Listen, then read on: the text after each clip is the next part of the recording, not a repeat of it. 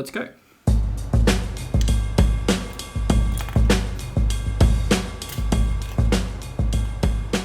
Hey friend, welcome back to my channel, or if you're new, welcome.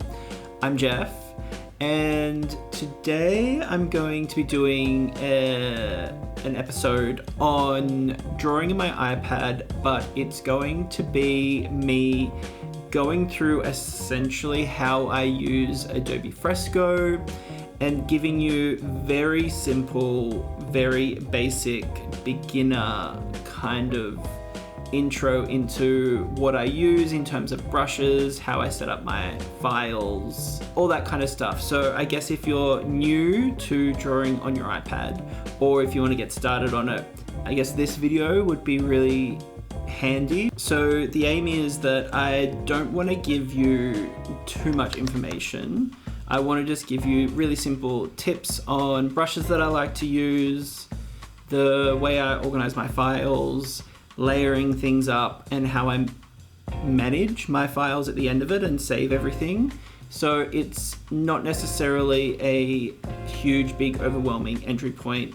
It's a very, hopefully going to be a really good one for beginners.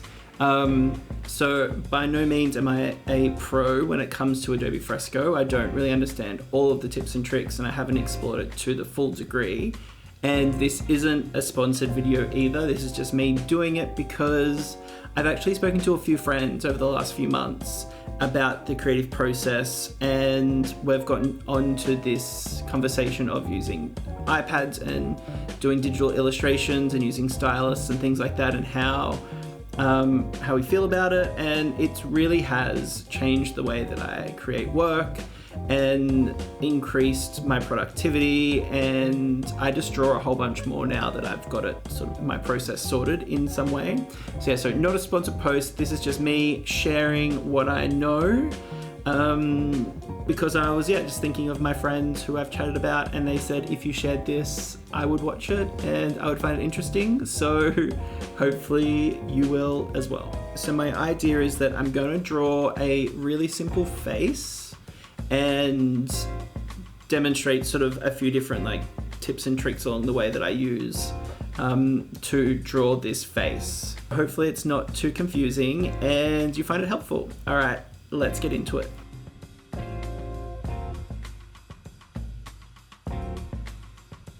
I've got this is my glove that I use when I'm drawing on my iPad. I can definitely get a sweaty palm, and it really helps for me to like glide across my screen and not get stuck to it. And yeah, I find that this has really helped. So the first steps is setting up my pages. So I always name my files at the very top, at the very beginning. And in the settings, if you go into change, and for the canvas size, I like to just do it for an A3 print size file. So in millimeters, that's the measurements for A3, I think. No, there we go, that's A3. And I always put on pixel size 300 ppi because originally when I would start to do drawings, I would want to make them as big as possible just in case I use them for something where I need to blow them up and put them on a wall or for a massive print. But when I'm just drawing for myself, I just don't need to go that big. So yeah, I just like to do it at an A3 scale, but make sure my pixel size is really high. So if I do have to blow it up to like an A1 or so, I think it should still look quite good and not too pixelated. So the next thing I'm going to explain is the different types of brushes that I use. So first, when I was drawing on my iPad, I was using my vector brushes. This is because, like I just said, in my head, I like the idea of clean, crisp lines. Vector brushes, you can always blow them up to different scales and they're never going to pixelate. But I also found that it was making the files really large because it's sort of like infinitely rendering and loading this crisp line. And it meant I was zooming in super close into artworks and drawing with like a 1 to 2 pixel size brush that just is detail that isn't going to be seen in the end result. and I was getting really stuck with it. So it was actually in my Peachtober videos when I was experiencing a bit of like a brain block and a creative block, and I decided to play around with my pixel brushes, and it completely changed my process. It's completely opened me up to being so much more playful and experimental with what I'm doing, and my style has evolved, and it feels so much more like I'm drawing with a pencil because the pixel brushes do start to replicate drawing with a pencil or charcoal or spray paint and that kind of thing. The first thing that you can do is what I did is I went down, so there's obviously the base brushes that you get and you can go through all these categories and play around with them. But I went into the add brushes and I went into discover new brushes, and you can add all these new ones in. They're always updating it. And the brushes that I'm going to explain to you today have come from the Mega Pack. I'm pretty sure all of them have come from there. You'll see here on the library brushes, these are all packs that I've just downloaded, and that when I get time, I just go through and play around with them. I'm going to show you 5 brushes that I like to use, and I use different brushes for different stages of the process. So my first brush that I like to use from Pixel brushes is, what's it called? The Kyle Ultimate 2B Pencil. So it's just down here. This one. So I just put it on 10. And so this brush here is really good for when I'm just doing basic sketching, early on sketches, because it's just rough and thin and works like a normal pencil. The next brush that I like to use for when I'm moving on to something that's got a bit more detail, a bit more crisp lines, is the Kyle Drawing Box Perfect Pencil 2.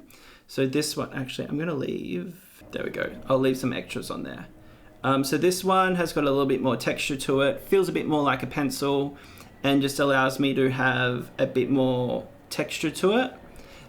Then if I want to draw something that's a little bit more looking like a vector and like a clean, crisp line, then I'll move on to the Kyle Ink Box Too Smooth to Be Forgotten brush. And so that one is a lot more smoother in comparison, and it works quite well. So that's like my full range of just like rough pencil, textured, crisp line, and that's what I primarily use. Then if I want to add some more textures to things when I'm coloring in, which I will end up going through as well. So it'll be the chalk brush, which if I make it bigger and maybe turn it into a color, it just feels a lot more like chalk, and it's just like a fun little outline, especially if you play around with the pressure of things.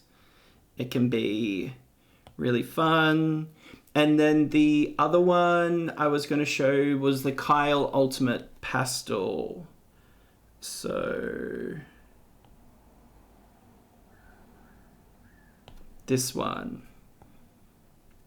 So it's slightly different. It's a bit more like spray paint like, I guess, rather than like looking like a fingerprint sort of chalk. And the more you layer it up, the more blocked out and filled it can be. And the final one that is a nice alternative is the Spray Paint 1 brush. This one here.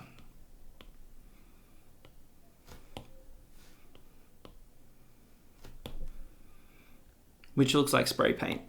So they're 3 really contrasting textures that I think is a really simple starting point for playing around when you're wanting to make contrasting textures. So yeah, so what's that end up being? 6 brushes in total.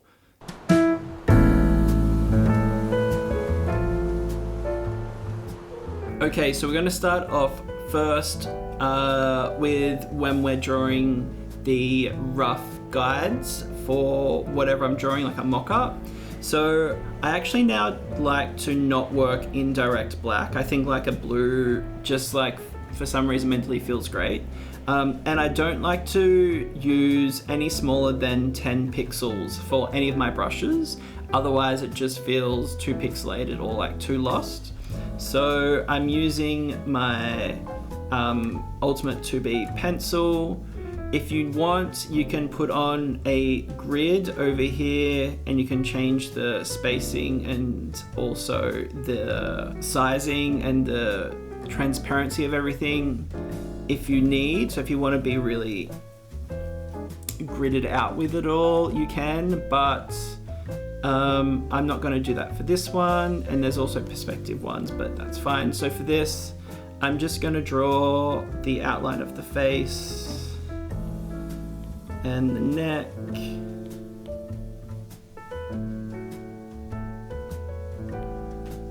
Like that. And then I'm just going to drop the transparency down so it becomes like a backing, and then create a new layer. So I'm always drawing over the top of it in a different layer so I can take things away. Once I get like a really nice framework, I then will go in and start to add the elements. So let's just do some kind of a smiley face, wearing an earring and having hair like that. Teeth. And then I'll go to this layer below, take it away, and then make sure I'm working on that other layer, and maybe I'll add in like, an extra detail here. The ear. From here, I'll repeat the same process. So I'll drop the transparency down, get a new layer, and then I'm just gonna take the brush up to maybe, 18, and start to refine these elements some more.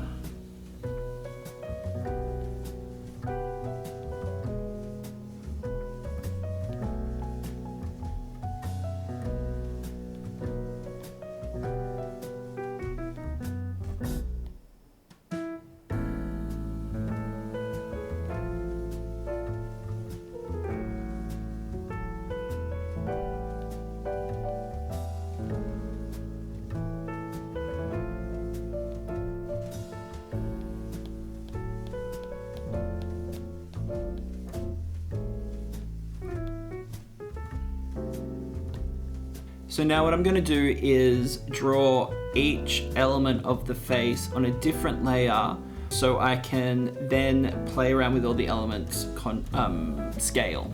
So the first one will be this eye.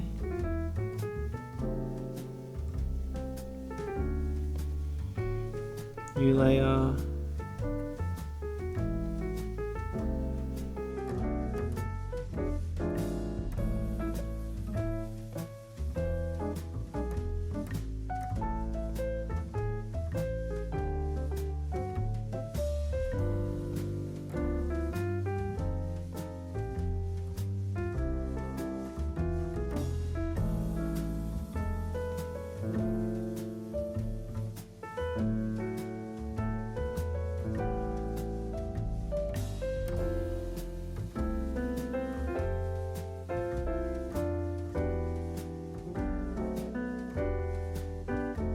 And so what I'm going to do now is to group them all together. So select multiple and then group them all, highlight them all, and then hit the folder.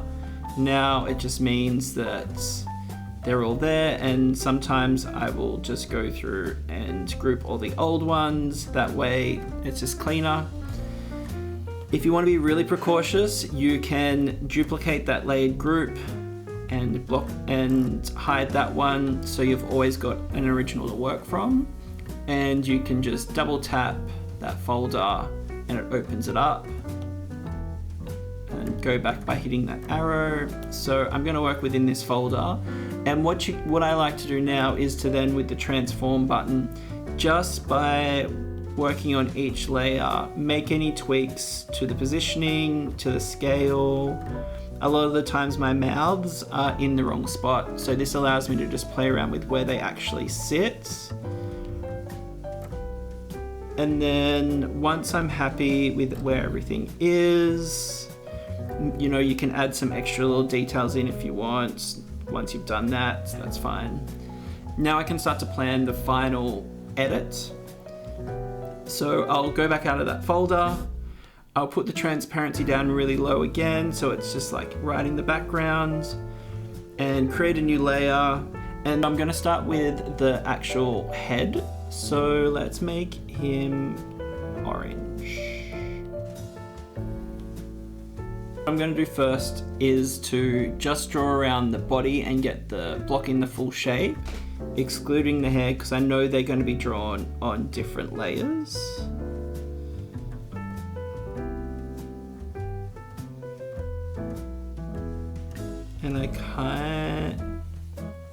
And I don't always just draw. I don't know. I use the original sketch as a guide. Like, I'm not a very particular kind of person or perfection kind of person. I then will use a fill bucket for larger spaces and fill in the whole space, and then go back to my brush and just cover up these lines.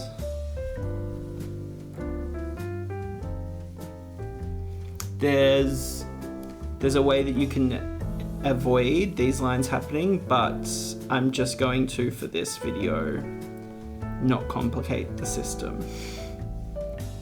I'm just going to do it manually. All right, so I have my base layer there.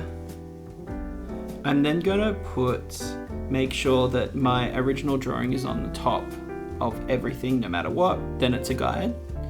So next thing I want to do is to play around with this t-shirt underneath. So what you can do is use something called masking. So on creating a new layer, you're then going to hit this square with a downward arrow, and it's going to turn it into a layer that is using the layer beneath it as a mask. So let's give him a blue shirt.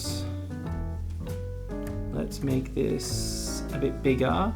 And now whatever you draw on this layer is only going to be seen within the shape that's below.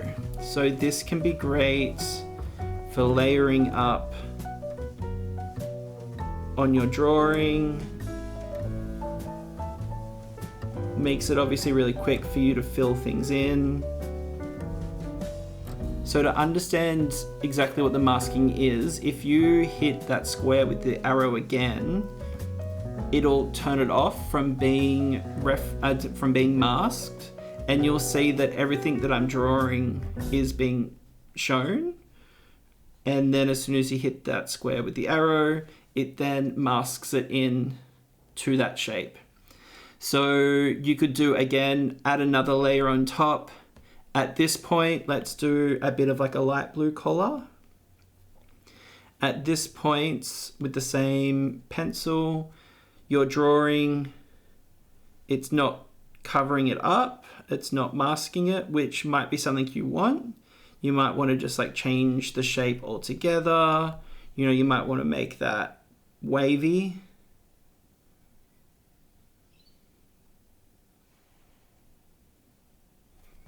But then as soon as you hit that mask tool, it's going to take it down to that original orange layer again. So you've got lots of ways to play with the masking tool. So I'm going to leave it, I'm going to redraw it to just being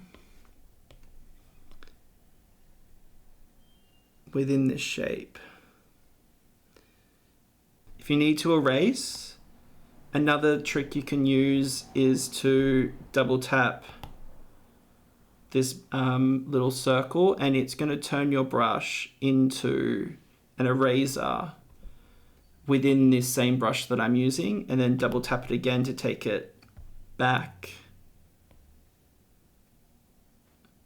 to being just the brush again. Okay. So that's going to be my base, nice and simple. I'm now going to do the same sort of thing with the mouth. So let's start a new layer. I might actually group the face, the whole orange layer and the shirt into a group. So start a new layer and do the same thing again for the mouth. Create the base, mouth shape.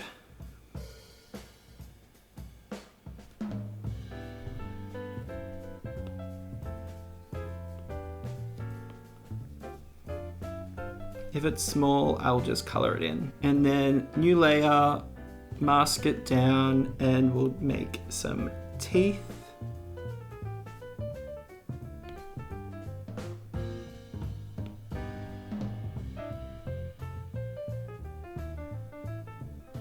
And let's do a tongue.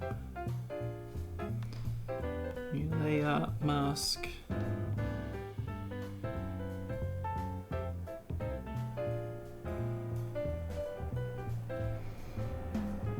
And to add that little bit of a slight gap, again, double tap on the circle, make it a bit smaller, and you can remove. Cool.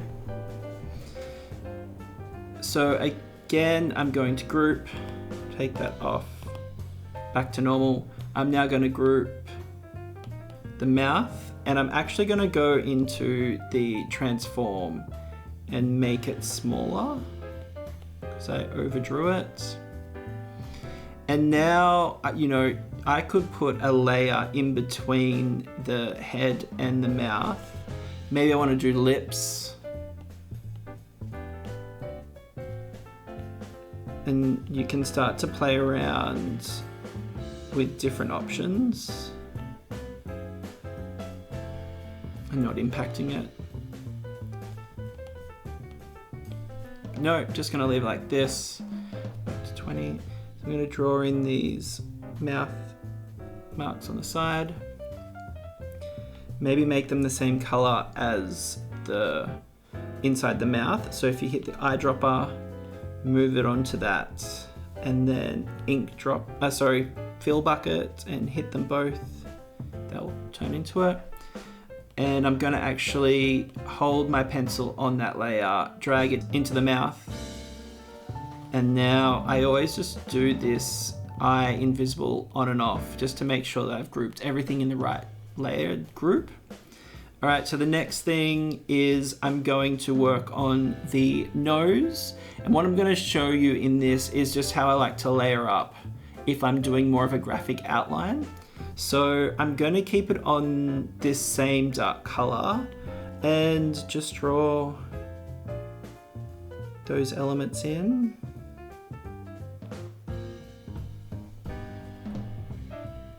And then what I will do is create a new layer, put it underneath, and then if I want to color that in, let's make the hair going to be red on their body. So we're just going to color it in.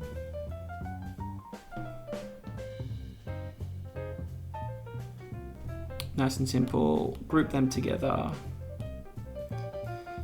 And now I'm gonna do the same for the eyes, but I'm gonna do one eye with an outline and one eye with a mask, just to repeat this process. So let's do the first eye with a mask tool.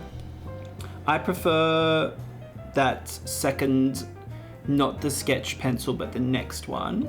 So this pencil, Perfect Pencil 2, because I just like the texture of it. So I'm gonna go white coloring on 20 on a new layer, and I'm just gonna draw the outside shape of the eye.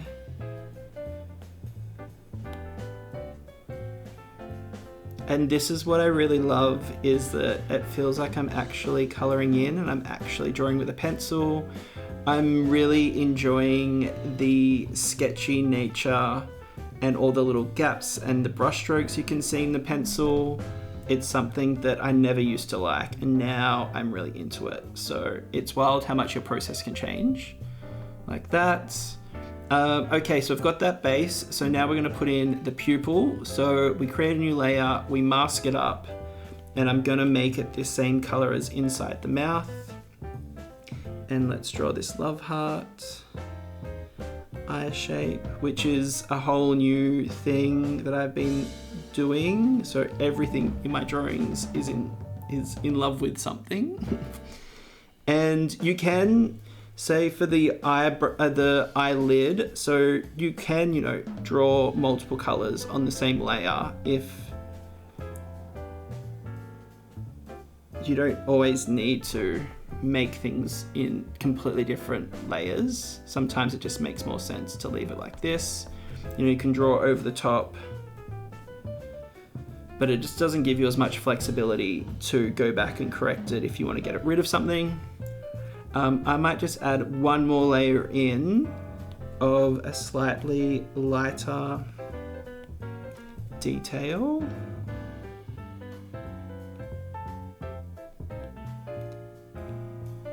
On the eye. Love it.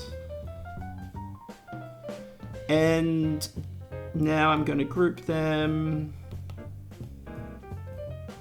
The second eye I'm now going to do with an outline. And in this same textured brush. So I might actually make it maybe 14. Yeah. Okay.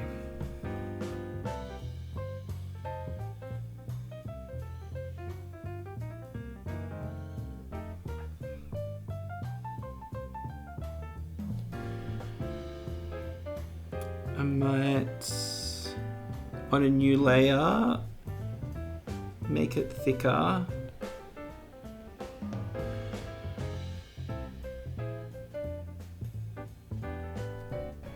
And then on a new layer, I'm now just going to go back and color it all in.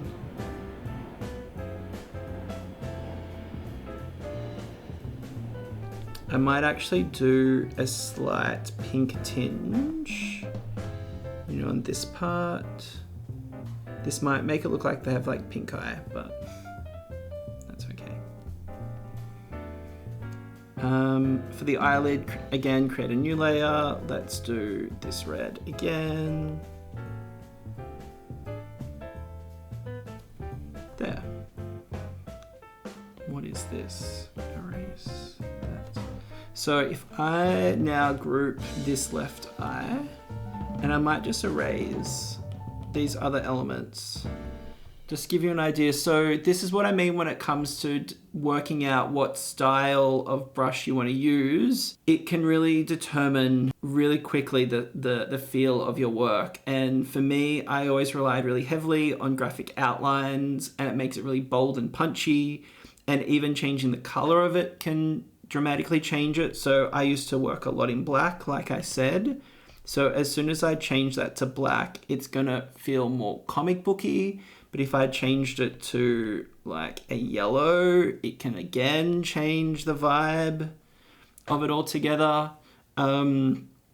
So the colors in itself can impact the way that it looks, but also going between having no outline and relying on your masking tools, it can totally soften up your artwork, and that's what I'm really loving at the moment. So with these two layers where I've done an extra thickness, you can just hit on this layer and you can merge it down, and then it just becomes a part of that layer. And yeah, so those are the two different sort of styles of approaches that I like to take.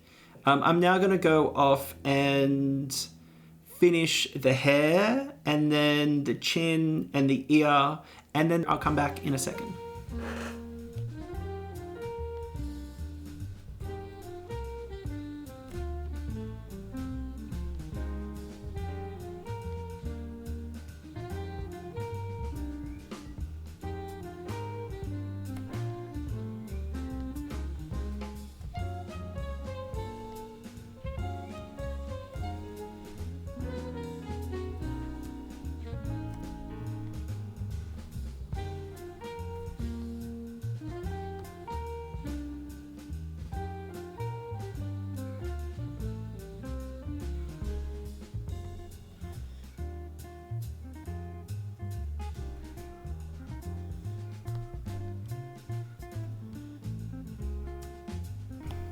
Okay, so I'm going to remove the sketch layer, so don't need it anymore. So what I just went and did was the hair, and you'll notice as well I've put some hair on a layer behind the head. That just helps you create the depth and without having to, you know, if I was trying to do that all in the one layer, you'd have to draw in the hair and then erase it out so it matches up completely. Just not effective to do and not quick. So just putting it on a separate layer, that way you're able to erase it and sort of add layers and depth to it all. I also went through with the chin detailing in the ear. I went into the head layer and I created another masking layer and just put those on there and, you know, drew it out really simply. And I think it really looks great. I'm pretty happy with it. I'm just going to, because aesthetically, I prefer the non-outlined eye. I'm just going to duplicate this layer group, transform and move it over, and just like minimize the size because for the finished drawing reasons. And now what I want to do is really quickly show you those texture brushes, how I like to incorporate texture once I've created the base, coloring and mock-up of the image. So a lot of the times it's on my clothing that I like to put the textures. So let's create a new layer. Let's go into the chalk. And it just comes down to a lot of play. So let's put this layer on just here. So I'm only lightly drawing on the brush, and I might actually make it a different color altogether and a bit lighter. So let's ink drop it on, and then I'm going to turn down the transparency to play around with how much it's possible. You can also play around with the different blend modes as well. It's like, that's pretty cool. That feels pretty 90s. And that's a lot of the times what I'll do. You know, I could do a texture on the skin. So let's add a layer. Let's play around with the, let's do the ultimate pastel. And let's do a slightly lighter version. Scale it up. So you could do that to texture the skin. You could then go back even with the erase tool and erase sections to make shadowing and highlight details. And so that's just erasing the texture on that layer, which can be fun. And then you can also use it in the background too. So I'm gonna do like a really light yellow on a separate layer. I'm gonna fill in pixel and just fill the background in. Maybe I'll go even lighter a bit more. And then on a separate layer, I'm gonna grab that spray paint 1 brush and I'm gonna go more bright and I'm gonna go big. And just add, you know, some texture behind him. And that's a really simple illustration of a face. Now the next part that I did not do a lot during this is obviously by escaping out of the artwork, it's saving it regularly. I think that's something you should try and do as much as possible just to make sure that you're saving it at different points. I don't know, maybe it saves it automatically if it crashes, but that's just a process I like to do all the time. And then when it comes to exporting it, I like to, with my Adobe Cloud, so I go up to this square with the arrow. I like to open a copy on my Illustrator desktop, and that's going to export a copy over to my computer and open it up in Illustrator. And from there, I'll just save it as an Illustrator file on my computer. That's just so I've got a copy of it, just because I like to have it. I just don't always rely on the cloud. So first, for JPEGs, make sure your background layer is not on there, because no matter whatever layer is turned on is going to be visible in JPEG, and anything with the checkerboard background is not going to be visible. So that's happened to me a few times. So this is the artwork that I want to use and have it turn into a sticker. So I go up to that top square with a arrow. I hit publish and export as a PNG, and then I send it to my Mac, or I send it to my phone, and then I'll put a picture up here, PNG of it. And if I've been saying PDF that whole time, I'm sorry. I meant to say PNG. Here's the PNG, and this can be perfect for stickers, for digital digital works, I guess. Anything where you want to slot it onto your website, and that's a great thing to have. And then I can also send it as a JPEG. And I'll actually just have those 3 types of files on hand at all times. And that's kind of it, I think. Yeah, I hope that made a lot of sense, and I hope that was useful. There's definitely other things that I would happily go through, but I tried to keep it as basic and as simple to start with. And the only advice I can really give you is just go and play and give yourself little windows of time to explore different brushes, different settings. And yeah, if you liked this video and you thought it was helpful, please say hello, let me know. I would love to get some feedback. Or if there's any sort of tips or tricks that that are like your favorite, let me know of them. Say hello on Instagram if you're on there as well. And otherwise, I'll just see you in the next video. Until then, I love you, and I'm leaving you. Bye.